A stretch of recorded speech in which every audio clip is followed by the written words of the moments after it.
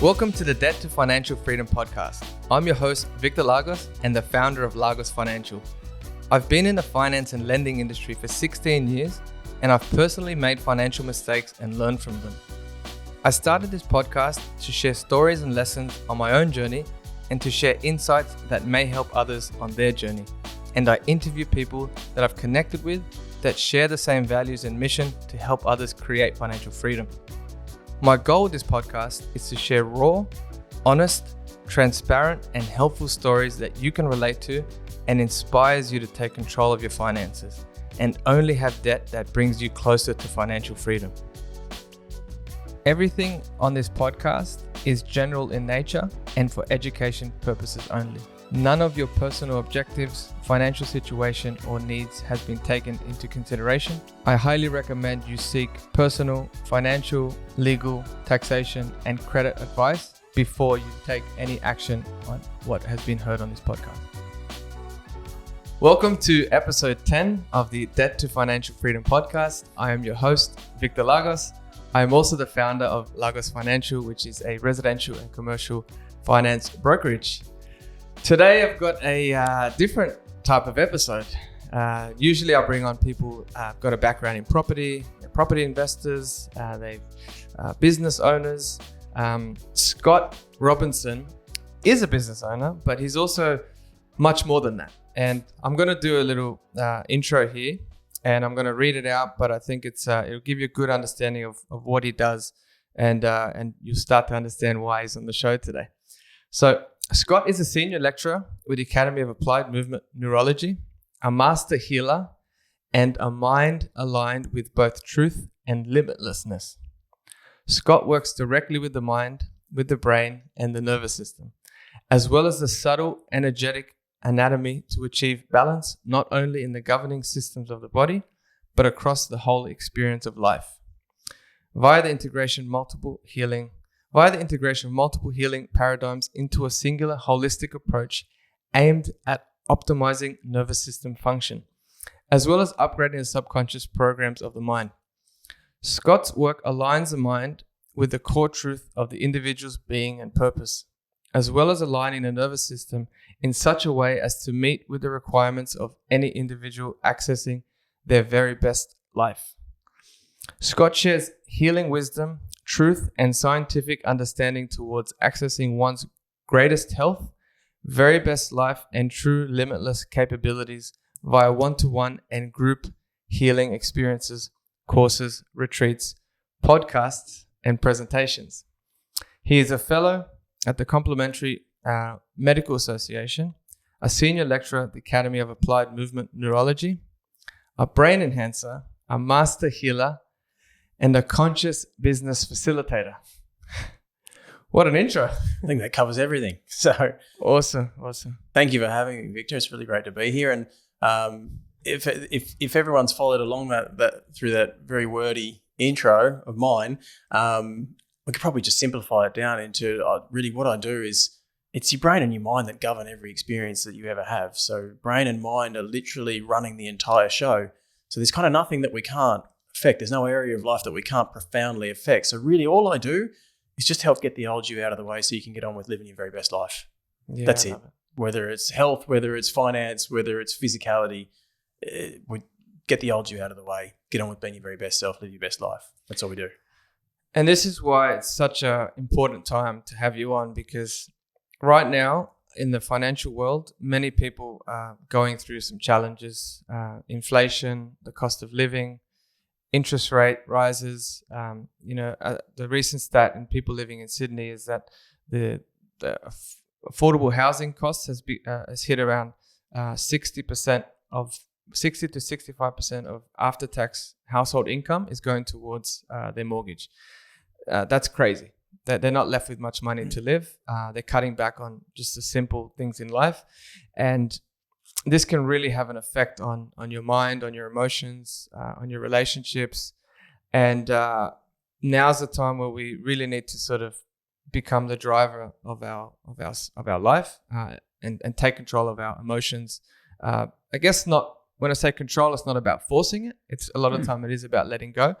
And when it comes to financial freedom, which is the basis of this podcast, there's money psychology that we really wanted to talk about, because there's childhood programming that people go through. There's traumas, old emotions, self-worth, belief systems, patterns, the whole bunch of different stuff. And I wanted to get your take on it and how you would explain it in a way for the listeners to really understand about their old self versus their new self, like you mentioned, and how, what are some strategies, firstly, to become aware, and some different ways that they can improve on that and sort of become their best selves. Yeah. So, look, the first thing to slow down and understand is you want to go to what's true.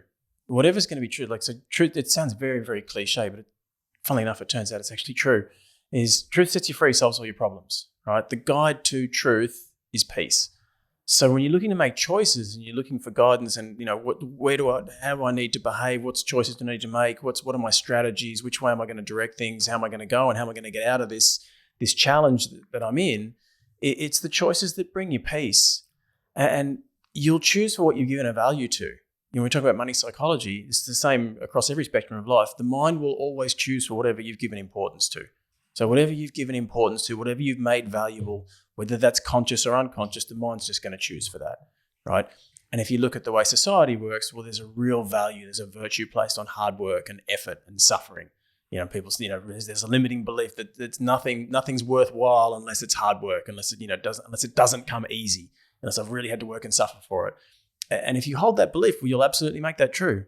This is the thing for people to understand, is you have no idea how powerful your mind is. You have no idea how much you make the world. And when you begin to just step into that space and look at that and begin to appreciate that, well, then it's those beliefs that are held in the subconscious mind, which write the programs, which then express as behaviors and choices and perceptions. Remember, everything you experience is your perception. This is the message I'm always trying to get across to people is, you don't experience anything outside of your own mind. The entire world for you happens inside your mind, because everything you experience is your perception. You're generating that perception from inside. So if you're making your choices based on a belief and a value held in hard work and suffering, you'll make that your reality. And if you hold a belief that there's an effortless peace that can come, and you can choose for that, you can actually choose, right, if I place a value on peace takes me to truth. Truth is going to set me free, whatever that actually looks like.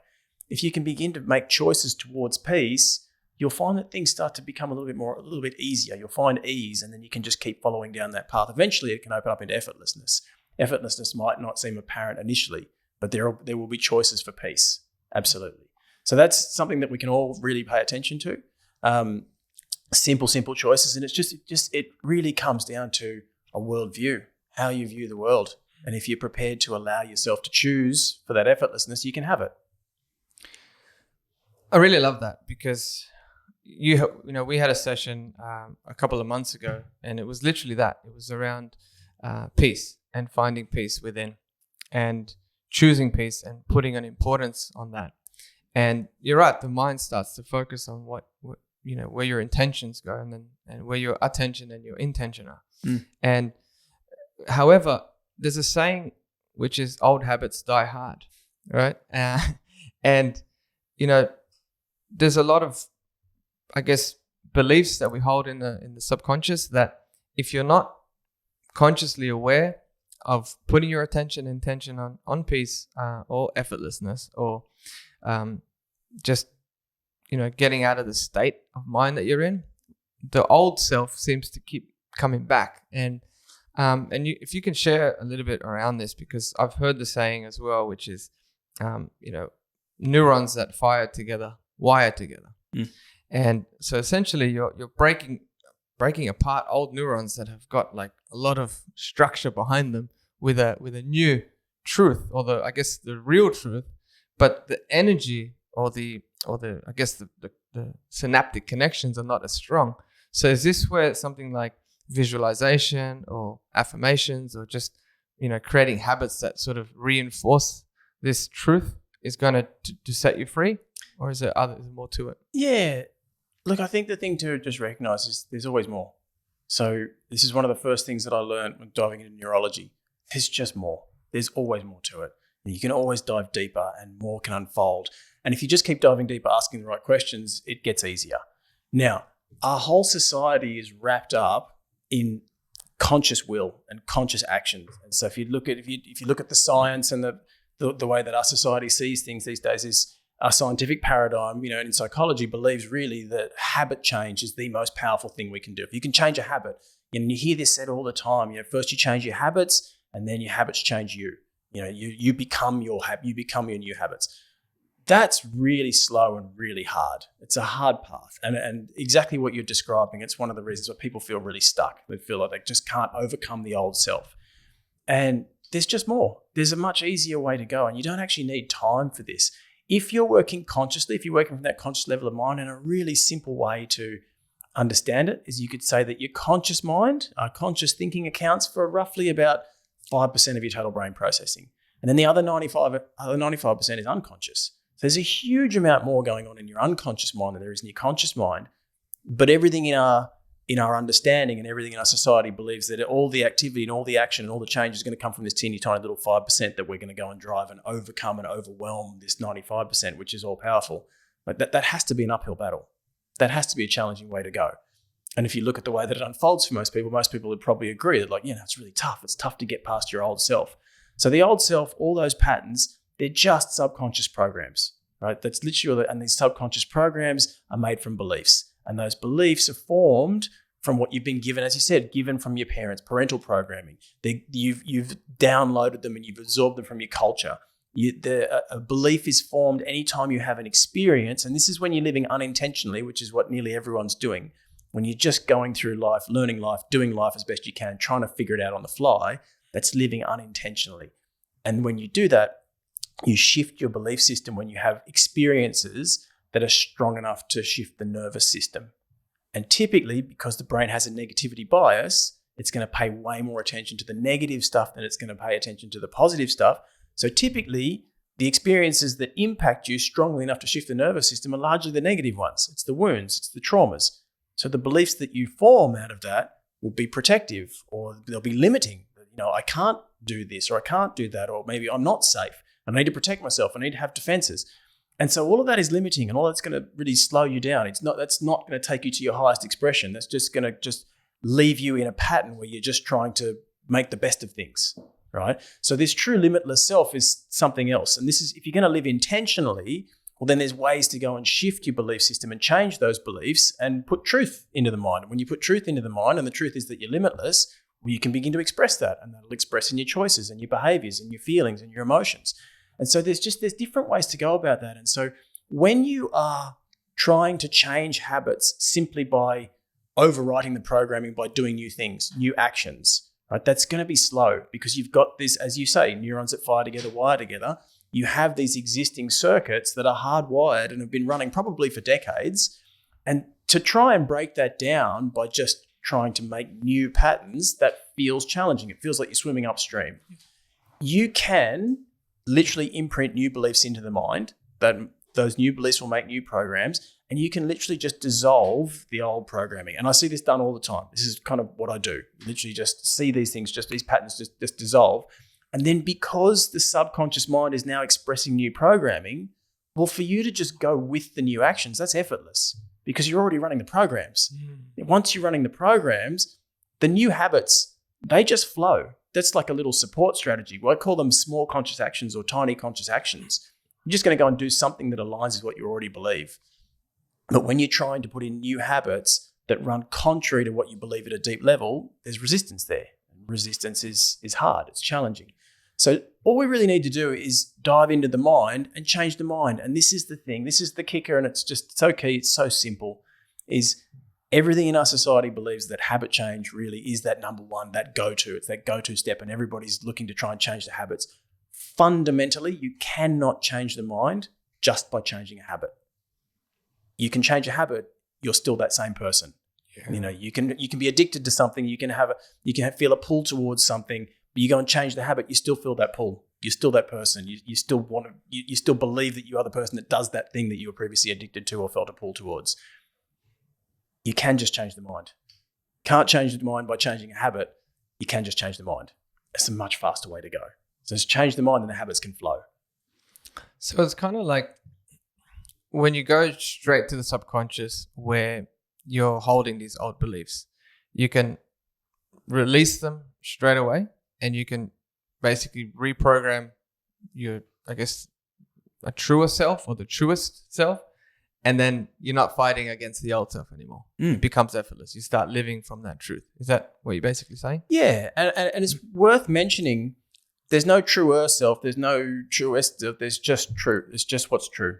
And this, again, this truth thing is really important. So it sounds really airy-fairy, but it's really important. And it's something, because it's something that doesn't exist in the world. So in the world, there's 1,000,001 different truths. You're allowed to have your truth and I'm not allowed to touch it. Like you can say, hey, listen, don't tell me that I didn't experience this thing. That's true for me. I know I was there. And you can't touch my truth because I can say something's true for me. And then he's allowed to have his over there and they can have theirs over there. And there's an infinite number of different truths, and you can have an unfolding truth and a partial truth and a half truth. And there's a bit of truth to this and that. That's insanity. That's chaos. That absolutely cannot work. There's one simple lesson, and it's the hardest lesson you'll ever learn in your life. That which is true, and that which is not. So truth is true. That's the hardest lesson you'll ever learn in your life. And so when you find that, and this is the thing, and then because once you find that, we don't need to define what that is. We can just know that there has to be a truth. There has to be whatever the truth in the universe is, it just is, right? Whatever the actual real truth is, that's just it. You have a level of mind that knows what that is, and you can receive guidance via those feelings of peace and effortlessness can take you towards that, right? You don't have to define it. You don't have to work it out. And so that allows us to start getting past the conscious mind, which is thinking it needs to be the one that makes the decisions. Yeah. So once you allow that, right, there is a truth. Now I know I'm going to that, right? I don't need to just make something up from the conscious level of mind and think, well, this kind of feels a bit true for me. Maybe I should go with that. Sounds better than this other pattern that I had. So instead of me being stuck financially, I say, you know what? I'm going to put in a belief that I'm abundant. Okay, sounds good. Is that what I truly need? Is that what I truly am? I just made that up. It might feel a little better than whatever I was doing when I felt stuck. But if it's not actually true, if what's true sets you free, well, then this was misery. I've just shifted from one misery to another. Really, I'm only just slightly better than where I was before. So we would need to step back, allow that higher level of mind to give us some feedback, give us some guidance so we can actually begin to make some choices towards what's actually true. So rather than trying to make the decisions in the moment, it's learn how to work with intuition. And when you're talking about neurons that fire together and wire together, intuition taps you into that higher field of intelligence, which already has the answers. And if you don't feel like you're an intuitive person, well, there are processes where you can train that. There are processes where you can improve that skill, because receiving information on that frequency, you will need to have specific sets of neurons that are designed to be able to pick up and read that information. If you've never done that before, it would make sense that you just don't have those circuits formed yet. But when you begin to pay attention, begin to feel into your heart, begin to pay attention to those feelings that are guiding you towards your best choices, every single time that you place your attention on that level of information, you're making new synaptic connections that are specifically designed to be able to receive that information. So you can absolutely build it. You can train intuition, and then you can find yourself, again, being able to make those true choices. Okay. So really for people who've never heard this before about tapping into the higher mind and, ways to really, train your intuition, what's a starting point for someone like that who's never even heard of this stuff before? First step is awareness. It's very difficult to change the things that you have no awareness of. So just actually stepping back and allowing the awareness that, oh, hang on, maybe there's another way to do this. Okay, that opens the door for more straight away. Okay, so this is the thing, because I get this all the time with people when we're saying, okay, if you want to change anything in your life, true change, and take yourself to whatever's highest, whatever's best, the first thing you need is acceptance. The way you're going to get to acceptance is to make no judgment. The way you're going to make no judgment is make no decisions, right? Because you're dealing with perception. You and I, everyone in physicality, we're not designed to be able to have all the information, right? There's no end to the information field. Like you and I, we're sitting here in this room having a nice chat, and what gives meaning to this situation, what allows us to understand exactly whatever it is that we're doing here right now, and we're both sitting here, there's not much else happening in the room. We've got intent that we want to help people. So you would think, yeah, we should be able to judge this. We should be able to say this is a good thing. We should be able to say we know what we're doing. But what gives meaning to this is all the information in the information field, the entire information field around this event, around this situation that we're doing. And there's no end. There's no boundary. There's no border to the information field. So the information field just keeps going on infinitely, which means that somehow we're connected to everything on some level. And you just need to allow that into your awareness. We don't need to be able to define it. We don't need to have a picture of it in mind. We just want to accept that we don't have all the information. Right. So without all the information, we couldn't possibly make a true decision. We couldn't possibly know what's truly right or what's truly happening. So once you allow that in, you recognize, okay, so my perception is limited. I can only perceive that which falls inside my cone of perception or my perceptual range. And if you're not sure what that means or what that looks like, think in terms of the visible spectrum of light accounts for roughly 1% of what's out there. So based on 1%, that's what you're seeing. You're absolutely convinced you know what's going on. You're absolutely convinced you know what reality is. And it's like, no, we're seeing 1%. So we don't have all the information. It'd be pretty tough to make a true decision about what's going on. So when we just step back and say, okay, I don't have all the information, so that means I can't make a decision. That means I can't judge this as good or bad. If I can't judge it, as soon as there's no judgment, instantly all things become equally acceptable because you can't judge. Now when things are equally acceptable, now I'm no longer determining reality. I'm no longer in a bad financial situation saying this is bad because my mind is infinitely powerful. If I've judged this situation and said this is bad, I've just determined what reality is. I've just decided that reality is bad, that this situation is bad. Now I've got something more to overcome because I made a decision. Does that make sense? Yeah. So it's like the information field is always going on all around you. It's infinite. And at some point you decide that particular piece of information is true for me in this moment. But that's your decision. And if that truth that you believe is true is limiting, it's not the actual truth. It's not truth. You've just convinced yourself that it is in that moment. So it's like you have to be aware that that's an information in the information field that you've just pulled out of that. And it could be unconscious. It probably is because 95% of yourself is unconscious. But then you become aware of that and then make a decision that that's not me. That's not how I want to live. It's not who I actually am. And then you kind of just let it go, right? Yeah, well, you're only ever perceiving fragments, right? And the brain is the greatest virtual reality machine in the known universe. Once you begin to place your attention on something, well, you need to make it real. Right? You think the way your brain works, as soon as you see a shadowy figure, in a dream, or you see a shadowy figure in your mind, or you just see any kind of image in your mind that doesn't quite make sense, your mind will start latching onto something. Your mind will start working overtime trying to make sense of that image, right? And you'll turn it into a picture. The only way you can turn that into a picture is to dive into your data bank of memory and experience and see if you can find something or a combination of things that look similar, and then you'll make that picture. Yeah. Right? So you're only ever perceiving fragments because your perception, it doesn't cover all the information. And if you don't immediately recognize what's there, then you will make a picture out of the sensory stimuli, out of those fragments that you've perceived. Right? So the way I describe it to people, it's like saying, imagine all the information in the information field is like having a 1 quadrillion piece jigsaw puzzle all just jumbled out in front of you. And that's all the information, those 1 quadrillion pieces. But out of those 1 quadrillion pieces, you can see somewhere in the order of magnitude of 10 to 20 pieces, right? Now, based on those 10 to 20 pieces, you're going to shape that into a picture. You're going to make it look like something, right? And depending on what's in your mind, you'll make it either look good or you'll make it look bad. Make it look something like it's favorable or something that looks pretty horrible. Like you'll turn it into something and then you'll respond to that. It's not the whole picture, it's not the whole information, but it's just become your reality. And you're now responding to your interpretation. And that's the way the mind works. You are never, ever responding to facts. You're never responding to that entire information field. You're only ever responding to your interpretation of what you believe is there. And the instant that you recognize that, then that takes your emotional responses away, takes those emotional and defensive reactions away. As soon as you do that, stress begins to drop.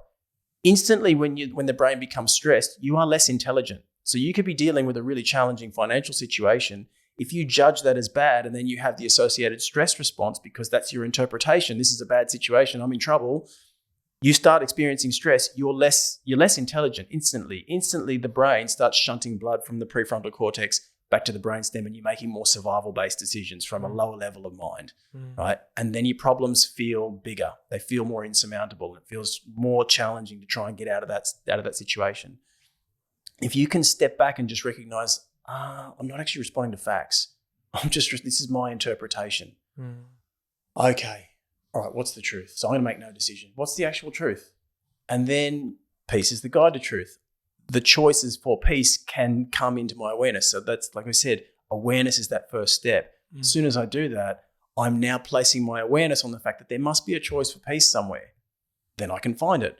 Previously, I might not have been able to see it because if I didn't have a belief in it, if I didn't have an awareness of it, well, I won't have had the perception that would allow me to perceive it. So the whole situation just continues to feel bad. And that is you determining your own reality. You made it, you experienced some stimuli, you interpreted it as bad, you decided it was bad. And now because you believe it's bad, your belief system makes your perception, that perception is only ever able to go out there and find the reasons why what you believe is true. So if you decided something was bad and you now believe the situation is challenging and tough and, quite disastrous, you will make the perception that allows you to go and perceive all the reasons why that's true. But if you step back and just say, actually, you know what? The universe is perfect. I know this works out eventually. I don't know how. Can't see for the moment for the life of me how this works out, but I know the universe is perfect, so I know it works out. Okay, can I just have the truth? Can I just say, I'll make no decisions, can I just have the truth? The choices for peace will then begin to become available. You begin to make the perception that will allow you to see that frequency. And it's a really simple step. And instantly you become more intelligent because your brain becomes less stressed. So your problems, you start to feel like you have options to choose and you start to see different pathways. Yeah, wow. That's pretty insightful stuff, because as you were talking, I was kind of relating to, my own experiences and how I've sort of perceived certain things. And there's been times where I was exactly like that. I was in this survival state, and there's a saying that I like, is that you can't solve a problem in the same state of mind that created it, which a lot of people try to do, and I've tried this in the past, where you're in that lower mind, you feel like you're in trouble, and every time you sort of analyze everything around you, it feels much bigger than it actually is. And it's kind of like a spiral. The more attention you give it, the more the emotion is stronger, and it feels more and more real. So it's harder to deny. And then when you start perceiving everything else in your life, everything seems like a problem going on when it's actually not. But in that moment, it does feel that way. So it's like, I guess it's a matter of just centering yourself. It's like basically, self-regulating. Regulating your nervous system, connecting to, I guess, that peace aspect, going into a different mind, a higher mind again. And then you can kind of, take a sort of zoomed out view of what's actually going on and make a decision from peace and from truth, rather than from that state of fear and worry. Well, you can use guidance. You can use reason. You can use higher reason. And higher reason, again, is not something that really readily exists in the world. So what you're talking about is like you experienced a challenging situation, like things felt financially tough, financially challenging. I then decided it was definitely bad. Now I have a belief that it's bad because I made the decision. Now I'm responding to my belief, my perception about the situation, which is just teeny tiny fragments that I organize into a picture that looks pretty bad. I'm responding to that. Now I'm having a stress response in the brain. I'm less intelligent. So the problem that was this big now seems even bigger because I've got less brain processing capacity available to be able to see my way out of it. You don't even know what the situation is actually supposed to look like. Yeah. You're just making it up from your own perception. You have no idea what the situation is even supposed to look like. So all you can decide in that moment is this good or is it bad, and do I need to exact some retribution on somebody? Really, that's all you got to decide. If you slow down and say, let's go to higher reason, that's exactly what I was talking about before. You say, okay, I understand, I know, I don't know how it works out. I don't know how or why, but I know the universe is perfect. I know everything works out I know that everything happens for a reason, and there's nothing bad in the universe. It's like, I know that from that higher level of mind, that higher intelligence, it only gives. So I know this works out. For the life of me, I can't see what the choices are. I don't know why or how. I don't know why I'd be experiencing this, but you know what? I'm prepared to make no decisions and just sit with it. Instantly, again, like we said, you remove, once you remove your decision, I always say your decisions are like a block in space, right? They're literally like a block. It's you determining what reality is. And the instant you remove the decision, you just drop those blocks, right? And now the whole situation can change. But if you continue to make decisions about it, that something is good or bad, well, those blocks stay there and the situation doesn't shift. So what you were saying before was absolutely perfect. It's so true. Like once you've already decided what the situation is, you now have that reality that you've decided for. You've got that to overcome, right? And this is the thing. This is the kicker, because exactly what you're talking about, like with interest rates and the world changing and things feeling financially more challenging, it's sharing. That's you're dealing with a challenging idea. You've decided something's bad, and that's your idea. It's your idea for stress or your idea for fear or your idea for poverty or whatever the idea is. That's your idea. You then go and express that and you share it with others, or you go and hear about other hard luck stories on the news, or you hear it on the radio. Any idea that is shared is increased by its sharing. It's really worth remembering because it's so powerful and so true. And you can do that negatively or positively. But any idea that is shared is increased by its sharing. So if you've got an idea that you're dealing with a really challenging financial situation, and this is let's call the idea for hardship. It's your idea for hardship. No thought ever leaves the mind of the thinker, right? That's your idea. If you express your hard luck story to me and then I go, oh my God, you know what? My granddad had something similar, and actually you're right. Now I can actually feel the emotions. And then you see me feeling emotional. You now know that you've shared your idea with me. I've just helped you concrete that reality. Anytime it's still your idea, it's still there, but now it's here in my mind as well. And I'm reflecting that back at you via my perception, looking at you and going, oh, you poor thing, man. I don't know how this poor bugger's going to get out of this, right? Anywhere sharing occurs between minds, any level of sharing, cause is created. Cause and effect go hand in hand. So by you sharing that and you create a cause, and then you both begin to feel the effects, and you feel the effects of stress almost instantaneously, right? And then we agree on them. Like, oh, this is really definitely bad because I can feel it in my gut. Yeah. Oh, no, this is bad. Okay. Share that across an entire population. Man, you've got some big decisions now. You've got a really challenging reality to try and overcome. Yeah. So the first thing you want to do is just step back. If you find yourself in a situation that is not the one that you envisaged, not the one that you wanted for, financially or otherwise, health-wise, any kind of condition, first thing is become solid in your thought system. Become solid about just finding peace. Become solid in understanding that things do actually work out. Become solid about the vision that you want, how you want things to actually unfold, right? Once you become clear and coherent in that, and you're just consistent in that and you're choosing for that, great, go and share that with others. But rather than go and share your hard luck story with others and then increase that reality, you can literally increase the reality of peace. You don't have to go and make something up and tell people that everything's amazing and wonderful when it doesn't feel that way. But you can literally just slow down, remove the decisions. Even if you find the tiniest little snippets of peace, go and share that, because you'll increase that. And then when you increase that peace, you have less stress. Then you're going to have greater brain processing capacity. You're going to see more options, right? Really simple way to go. Yeah, I love that. So it's like, because automatically as human beings, we love to connect with others, and we're looking, unfortunately, a lot of people, when they're in that state of mind, they're looking for reassurance to reinforce the feeling of being a victim. So then they'll connect with other people and share that and not realize that, like you said, they're making that more concrete. They're now spreading that. Now someone else is feeling that and reinforcing that belief within you. They do it somewhere else. So now you're spreading fear. Problem seems bigger and bigger. And gets bigger and bigger. Yeah. Whereas like, no, before you go out and start sharing that, realign yourself with truth, get into peace. And then when you're there, you're not going to be sharing fear because you're not feeling it. And then you're making a conscious decision to share those moments of peace when you have them. Well, they say where your attention goes, your energy flows, and neural connection grows. So it's like if you place your attention on fear, well, that's your attention, your energy is going to that. And then you're going to build neural connections around perceiving more fear. If you, however small, however minuscule, if you can perceive any level of peace, take your attention there. It's a choice. Take your attention to where the peace is. Your energy goes there. Instantly, you're going to make it bigger. You're going to make it appear bigger in your visual field or in your perceptual range. Exactly. Use the brain, harness the power of the brain exactly the way you know that it works. You know that your brain can't look at something it doesn't understand and not make a picture out of it. So go look at this peace thing, however small it is. Allow your brain to go make a picture out of that. It'll start to manifest all the reasons why that is real and why that is true.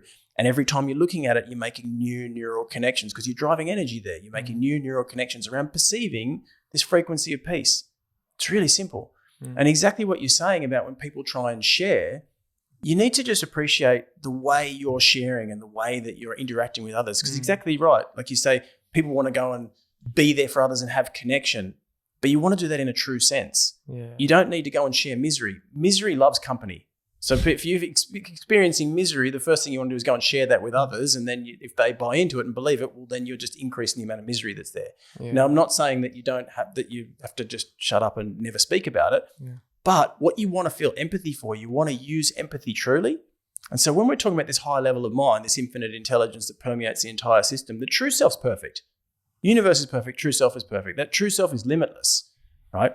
If there's an infinite field of intelligence, which there is, and quantum science is all onto this, and like now we're starting to unfold this and have more of an awareness of it.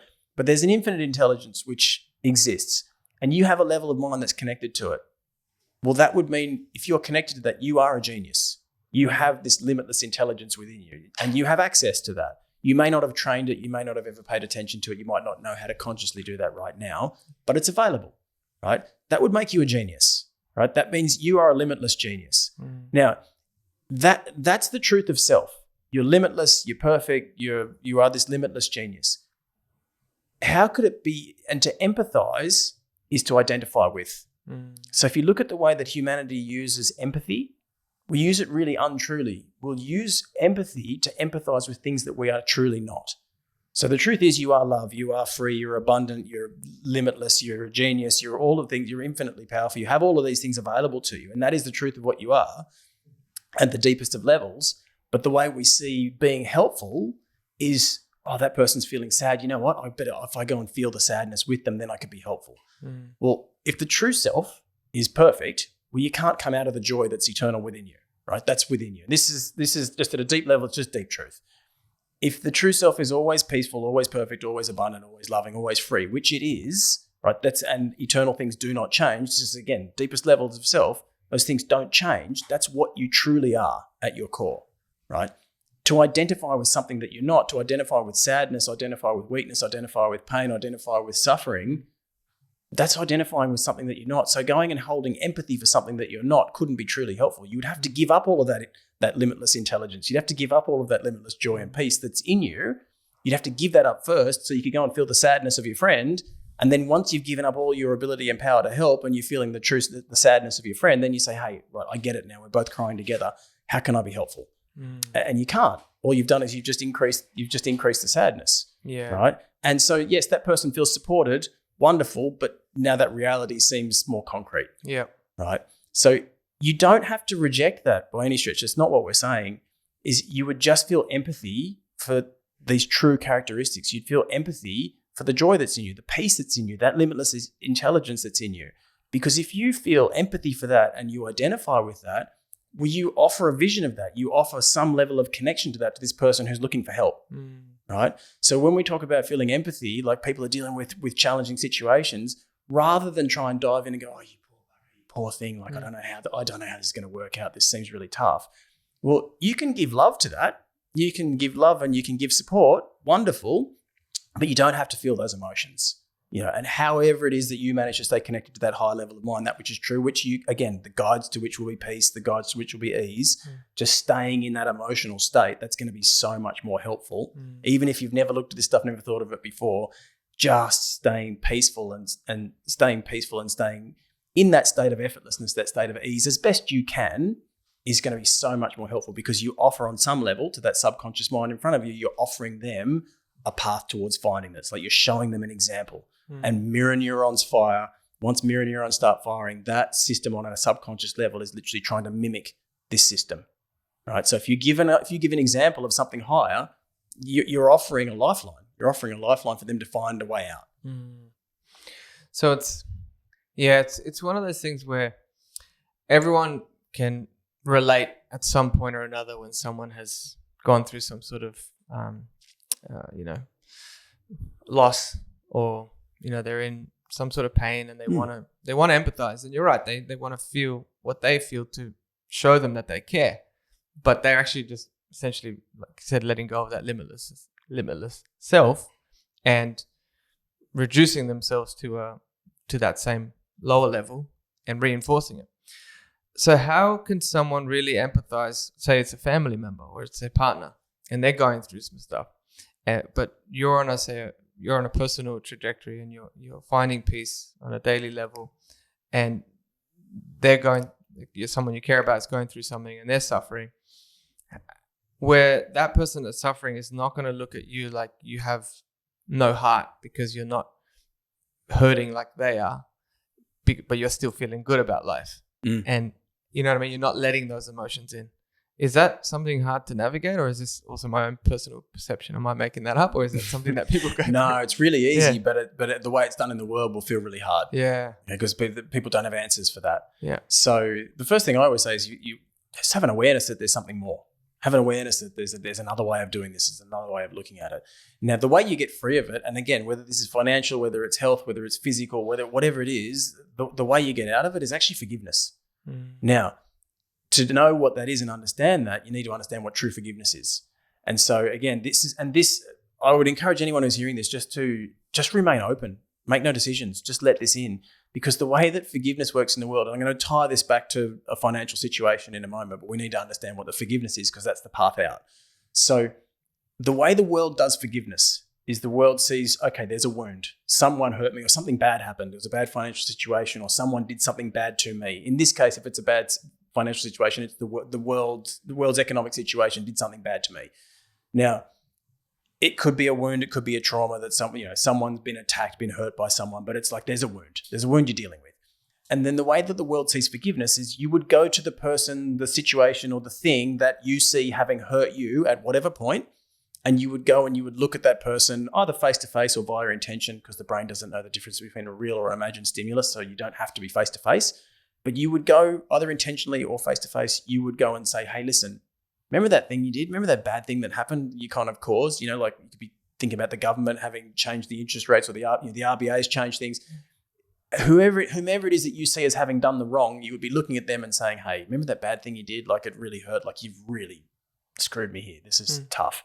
So you know what? Like I just recognize me hanging on to this pain and whatnot. It's no good. And I understand I want to go somewhere higher. So I'm going to retain the evidence. Like, look at it. I've still got the scar. It's right there. But I'm going to retain the evidence. But you know what? I'm going to be the bigger person out of the two of us, and I'm going to forgive you.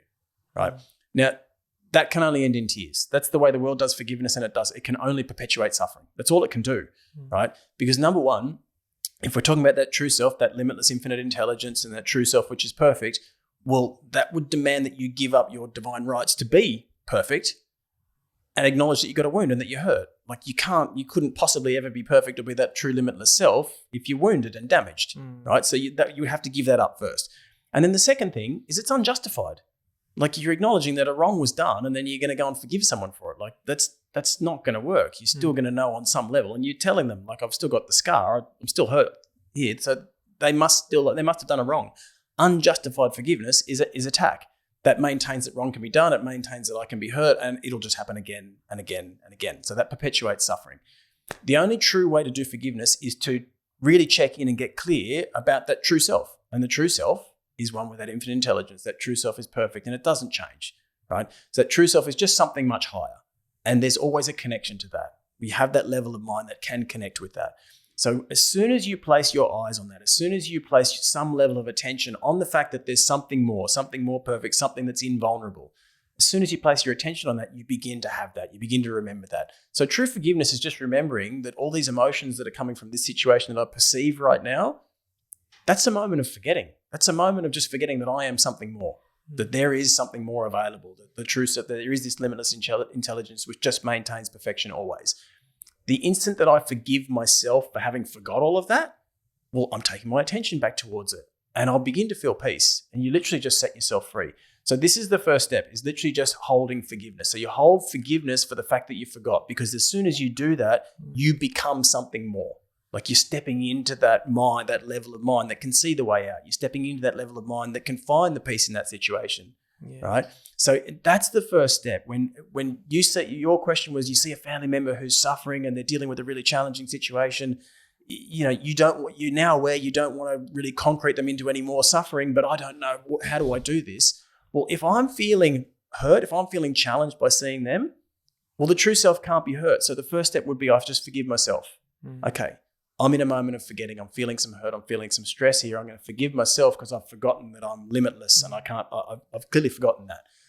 As soon as you do that, you start to feel some more peace. You can then give them the same forgiveness. It doesn't have to be out loud, but you can just give them the same forgiveness because they're suffering. So it's like, okay, they obviously have forgotten that they're limitless and perfect as well. As soon as you do that, you'll find the stress of the situation comes down. And it is an amazing thing to do. Do this in your relationships. It's an amazing thing when your partner is saying some words to you or anyone's attacking you. And the first thing you do is just forgive yourself.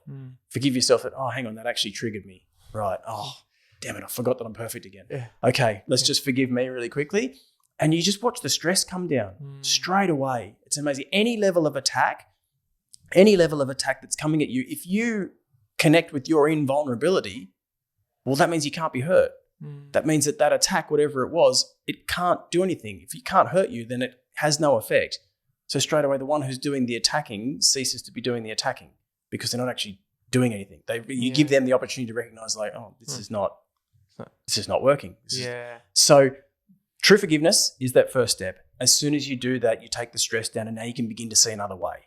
Okay. And that's the key. Instantly by doing that, you're turning your attention to that limitlessness of self, to wherever the connection is that connects to that limitless intelligence that does have the answers. And as soon as you do that, then again, you can start to get that intuition that like, oh, I'm just feeling more peaceful. Okay, right. I still don't understand it. My conscious mind hasn't caught up yet, but I can feel into those feelings and I can hold my attention on those feelings. And then the reasons why I feel peaceful will begin to come into my perceptual awareness. Right? And then my choices start to unfold. There's some choice. Now I start to feel like I've got solutions.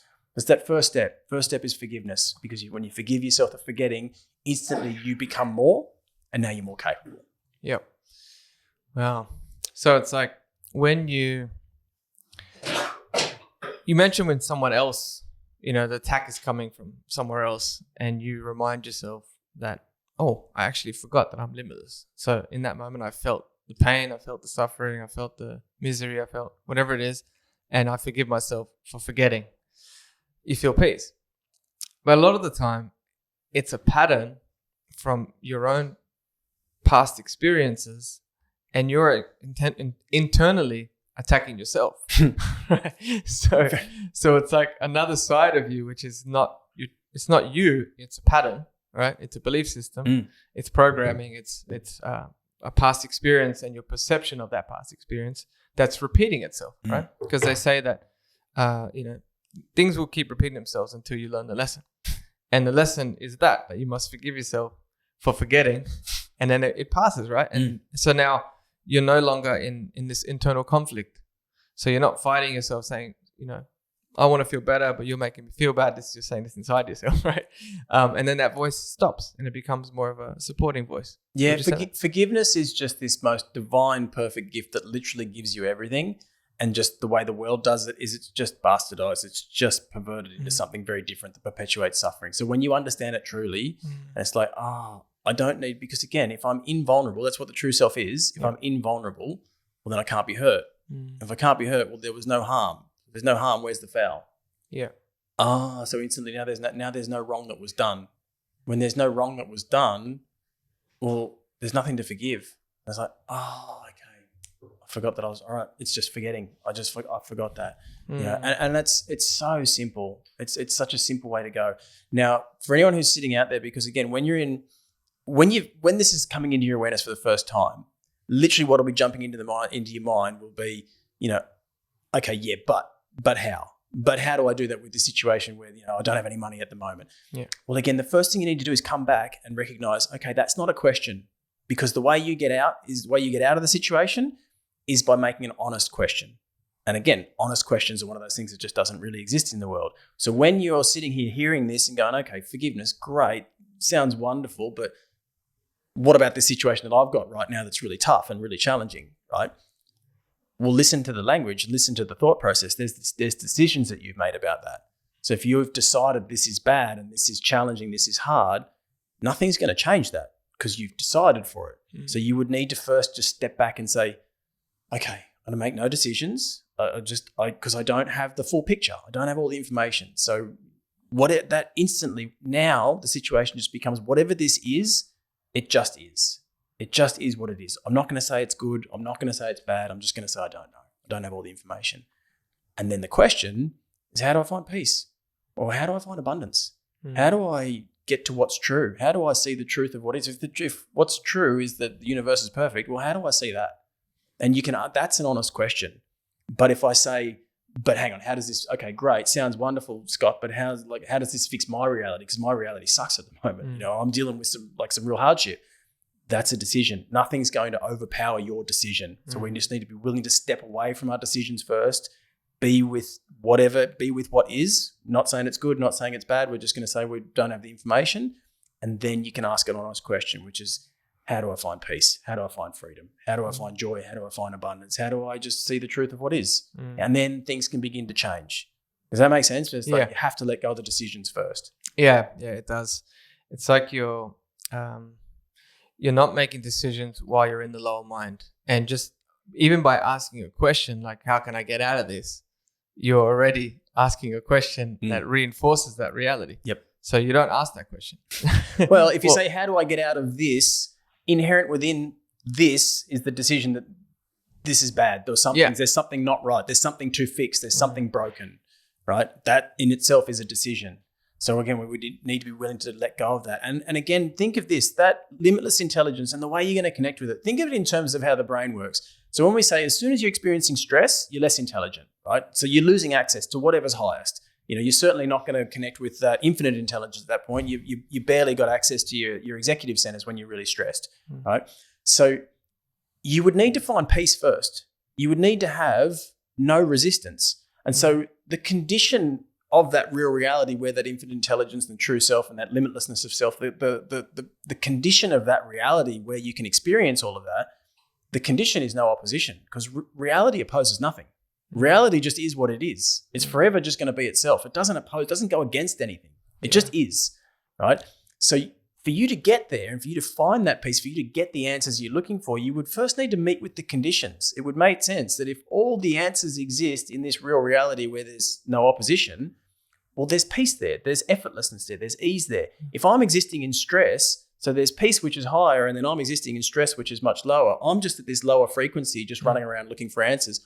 I'm using, and again, that stress would be coming from the resistance that I have to the situation, saying, how do I get out of this? Like that's me using resistance, saying I'm rejecting this to try and go somewhere else, right? Somewhere else that I'm looking to get to, there's no resistance. There's just effortlessness. There's no opposition there. So if I'm using resistance to try and get to a place of no resistance, I'm never going to get there. Yeah. So I would need to first be willing to just let go and say, okay, it's just is whatever it is. And how do I find the answers? How do I find peace? How do I find truth? How do I get to that? How do I get to that state of being where I have the answers, or if I have everything that I need? So to tie it back to financial freedom, when someone's in they've had a feeling of scarcity. I don't have enough. I'm not worthy of enough. I've come from a poor family. Money's the root of all evil, and all these sort of things that people sort of attach to. They just have to really, one, remind themselves that they are limitless and that abundance is real, and let go of that old feeling, because they're not giving it any more of their attention. They're not deciding that, then making decisions from there, because that's not the truth. And that will automatically pass? Or do they need to go deeper and actually learn where did that stem from, at some point, to let it go? It will be what it'll be for each person. It'll be unique and individual, because your life's experience and your culture and the programs that you've got from your parents will be unique to you. Yeah. So the way that you've got your mind set up and like the illusion of your own perceptual reality that you've created will be unique and individual to you. And that's what people say when they're saying, well, I have my truth, I have my truth. All you're saying is like, I know what I perceive. And because my belief system is unique and individual, well, my perception is unique and individual. So the reality I perceive is unique and individual to me. Has nothing to do with truth. I just call it my truth. Yep. Right. So what you would need to do is just recognize So that scarcity, that comes from programs, right? There'll be something in your mind that makes you believe in loss. There'll be something in the mind that makes you believe that you don't have enough. Now, we need to just look at perception because, again, like we said, you don't experience anything outside of your mind, right? Because everything that you experience is simply your perception. It's simply what you perceive. And you're the one that's generating that. So the whole world that you experience happens for you, it happens inside your mind, right? We need to appreciate that. Then you need to appreciate perception. Perception has one law. And let's first understand how people do it normally and how people use it, and then we'll look at the one law.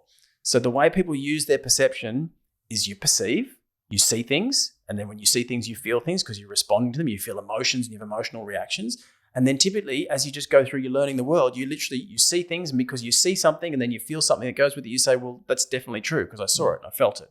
And now I learned that was a good situation, so I'm going to store that good information to memory. Or conversely, it was a bad situation and I store that to memory. And then I'm learning how to do the world via my perception. I'm using my perception exclusively as my test for reality. That's what I'm using to test reality. That's basically what everybody does, right? And you learn the world that way. And you store all these programs to memory, all this past understanding, and then you just respond to every present moment based on the understanding that you've got in the mind. And by the time you're about 30 to 35, you've got this whole bank of information and programs in the mind. You can just completely run unconsciously. You can just run subconscious programs, right? And that's largely what everybody does. And that's come through using perception completely upside down. So that's completely upside down to how perception actually works. The way perception works is there's one law for perception, and all other rules and laws come from this. And if you can get it, you can change everything. You can only see what you believe, right? You can only perceive what you actually believe is there in the first place and is available to be perceived. You can only perceive what you believe is actually there, right? But you only believe what you want, which means whatever you perceive, and this is true in every situation, doesn't matter how good, how joyous, it doesn't matter how cruel or how random or how strange, because the perception that you experience, that's your interpretation. What you're perceiving always is an outside picture of your inner desires, right? Now that sounds really harsh, and there's a lot of people will immediately jump to an emotional reaction of like, you're saying this is my fault and you're blaming me. And there's never that. There's never, ever, ever blame. There's no wrong that you can do. There's nothing wrong that you've done, right? You want that to be the case. Your ego, your lower level of mind wants you to get offended. It wants you to say, you just blame me. How dare you say that? You're just telling me that I've blown my whole life. Well, your ego wants you to say that because when you have that emotional reaction, translate what the ego is saying. It's saying, how dare you tell me that I'm so limitlessly powerful that I can change all of this? Because they're your desires. If they're your desires, you can change your desires. If what you're seeing and experiencing is an outside picture of your desires, well, they're your desires. There must be a way you can change them. That makes you limitlessly powerful to change your whole world. So you want to let that in. You want to just allow and say, okay, well, look, what I'm experiencing right now is not what I consciously want for. So there must be some dark desires in my unconscious mind that just don't line up with the conscious ones. Okay, well, how do we do that? How do we change that? And then you can set about finding those things.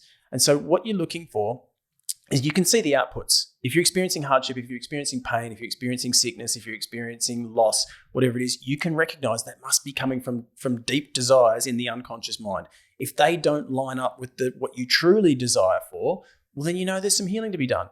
Sometimes it'll be forgiveness. A lot of times it'll be reaching out to ask for help from someone, but there'll be some healing work that needs to be done. You can do probably what most people do is just look towards the opposite and try and say like, okay, well, if feels like I'm experiencing loss, then I need to somehow put beliefs in the mind about abundance. Yeah. I would say that rarely that's precisely what it is that you would need, because it just always seems to be something that's unexpected because you're dealing with a wound or some belief that was shifted a long time previous. But you just need to look at the outputs of your life, if you recognize that really what you're seeing is an output of your desires, then you just recognize you're limitlessly powerful to change your desires.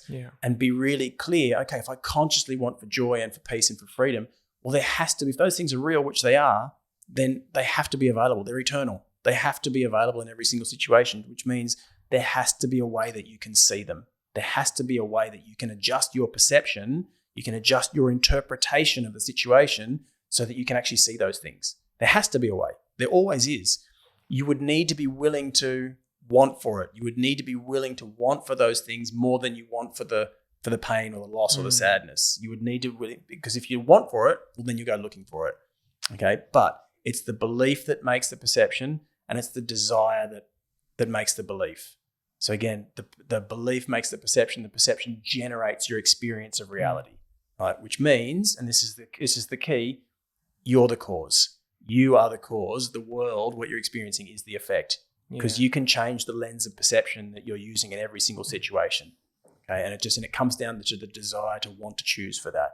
And if you have the desire, even if you don't know how to do it yourself, well, you'll seek for help, and you'll find a way to do that. Yeah. Well, you've shared a lot today, and really valuable insights. And you and I were talking before the show about potentially helping the listeners who want to be part of a group session, really around dealing with these old emotions of scarcity, of not feeling good enough, hitting those roadblocks. The desire is obviously there. They're listening to this podcast because they have a desire to create financial freedom. A lot of them are in debt. A lot of them are wanting to get out of debt, but use it in the right way to help them to create wealth. So for those listeners who do want to have a group session, who want to meet Scott, who want to learn and apply some of these techniques that they can do during the session, right? It's not something that you always have to take away, and it's going to take you time, and this whole idea that it has to be effort. It's not about effort. It's about effortlessness. But you got to learn what to do. Someone's got to guide you. Scott guided me, and there's still a lot more that you can guide me on with. So if you are interested in doing sort of a group healing session, Scott and I are going to talk more about putting something together that's really sort of tackling more around that financial freedom, and we'll see where that goes. What I would say is we want to see how much interest there is first, and then we can package something up. So if you want to send an email to contact@lagosfinancial.com.au and just put in the subject the brain guy, because that's Scott. So that's where people can find you, right? They call you the brain guy. Yeah, and I think the thing just to understand with that is really simple. People talk about manifesting abundance and changing the programming so they can change and have limitlessness, have abundance, have the freedom that they're looking for. That's wonderful. You can receive that. But if you've noticed an output in your life where you seem to be blocking it, and people talk about self-sabotage, it's like things seem to be going well, and then it just falls apart. I don't know why, I don't know how, or I seem to make a wrong choice and it all falls apart. It's like there's a subconscious program there that's making you unconsciously make choices, make decisions that literally that make the subconscious belief in loss or scarcity that makes that belief right. Like we said, your perception can only ever go out there and find the reasons why what you believe is right. And so you'll make the choices. And sometimes that perception is you making the choices, making the decisions that undo your success so that you can be right about the scarcity or be right about the loss. So the amazing thing that I find in those group sessions is you will be given what you truly need. You can receive that. But once you've received it, then we go to the priority illusion in the mind, the priority resistance that you've set up in the mind that has you blocking the thing that you truly want. And then we'll just go and give forgiveness to that. And it's quite an amazing thing. It's like you'll just get guided to something, some fear from age 8, or some judgmental or some opinion of someone else who judged you as something less at age 5 or 6 or 20 or whenever it was. But your mind will know exactly where it is. Your mind already has the answers. All we need to do is be able to just step back and ask the right questions. Ask the right questions. The mind will just take us exactly where we need to go, and you can literally get those things out of the way. Yeah, amazing. Yeah, I actually found Scott through a contact of mine, Stephen, who spoke really highly of you, experienced exactly that. He was going through some challenges and you helped him get through that. I gave it a go, same thing. And then I spoke to him recently and he's seen you again recently. So it's not, there's always, I guess you can go deeper and deeper, right? It's not just about doing it all in one hit. It's not like a sprint, but it depends on the individual, because sometimes it can be just one session. Yeah, well, look, this is the thing. So in medical terms, they talk about spontaneous remissions, because they say using the word miracle is just uncomfortable in a medical scientific space, right? But the miracle's limitless. There's nothing the miracle can't do. But you can only experience as much of it as you're willing to allow. So when we talk about those decisions, we say as many of those decisions as we're willing to allow to just get out of the way, like to whatever degree we're prepared to allow ourselves to flatten that landscape so that the miracle or the limitless level of mind can just come through and change things, you can have. right? And if you want to tread slowly and go carefully, you can, but it's like, so when people talk about layers in healing or like coming back and doing, a progressive approach and another progressive approach and another progressive session, yeah, that can absolutely happen. But the instant that you become willing to let it all go, you can just go leaping forward in leaps and bounds. So you can change the whole world in one session if you're willing and open. And again, there's no right or wrong to that, but it's like, it's literally, you'll always be given, your mind will know what you're open for, and you'll always be given what's truly right for you. So I just always say to people, really, when you're coming to see me, because it's brain, because it's mind, there's nothing we can't affect. You are literally turning up to improve everything in your life. Yeah. And you don't have to just sit on the sidelines and wait for years and years and years and hope that's just going to happen. You can just choose, like, you know what, let's go do that today. It's just like, you can just do that. And then that's what those group sessions were set up for. They're set up because what I noticed was the people that were coming and seeing me with any level of consistency, their lives were just taking off and further and more and more and more and experiencing greater and greater things. So it's like, okay, if we set up some group sessions where people can just, they're more accessible and people can just turn up whenever they choose. Yeah. Well, it's like, well, whenever you choose, you can just go and improve your life. Like, what a fantastic concept. Yeah. Amazing. It's like, I just choose to make my life better today. Let's do that. Like, okay, that's basically what we're talking about. I'm sure there's going to be listeners out there who want to connect with you. Where can they find you? So I'm on Instagram and Facebook as the.brain.guy, or there's a website, thebrainguy.co, or there's all contact details via those platforms and whatnot. You can shoot me an email. I'm really happy to answer questions or just try and help. That's really all I want to do. I'm here to help. So. Amazing. Look, thank you so much for coming in today. It's definitely really, really appreciated, because I know you had to come across through traffic in Sydney. It's not easy. And you're just doing great work. So I just want to acknowledge you for that. You've helped me, and I'm sure there's a lot of people out there that can, speak highly of you. You've got a lot of followers. That's already a good sign, because people are watching you. So if you do want to follow Scott, the Brain Guy, you'll find him on the social platforms. Watch his videos. And if you're keen to be part of the group session, reach out to me. If you want to do his direct group sessions, it can be any type, or even one-to-ones. You can book that through his website. No. Thanks again, mate. Thank you, Victor. Thank you so much for having us. Thank you for just making the space for the conversation. And to anyone who's listened this far into it, you absolutely have my gratitude. And the thing that I very often offer, and I think today is definitely one of those, is if you've listened this far, wonderful. Take whatever you've gotten out of it and put that into play in your life. And I hope you get great value. But come back in 3 months or 6 months' time after you've just been running with that new level of awareness or new programming, and listen again. Because there'll be a whole other frequency of information and a whole other depth of information that you may not have been aware of, and you'll just get more. You'll get more out of it. Yeah, that's great advice. It's like when you read a book, second time around, you notice things that you didn't notice the first time. Yeah, same thing as with the brain. There's always more. There's always more available. Yeah, awesome. Well, if you've enjoyed that, please listen in or tune in for the next episode and follow us on our socials. See you next time. Cheers.